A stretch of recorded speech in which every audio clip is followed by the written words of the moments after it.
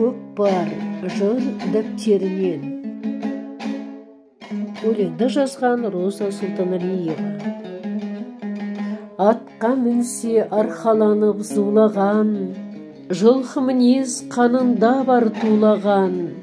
Көкпар десе қаны қызбас қазақ жоқ, түсінбейді қазақ болып тумаған. Сәйгүлік көп ауыздығын тістеген, жігіттер көп тақым ерден түспеген. Ұлт рухы көтерілер көкпарда, ептілікпен сыналады күштеген.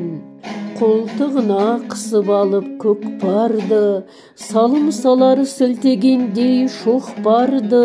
Көкпар тартқан шабандоздар үйреткен, күлдір-күлдір кісінеген аттарды. Аңсары ауып туған байтақ далаға, байланғысы келмес қазық қадаға. Көкпардағы қызық үшін қазағым, бар байлығын етер кейде садаға. Бұл көкпарға қандай ойын теңеді, қан сорпағып қыздырады денені.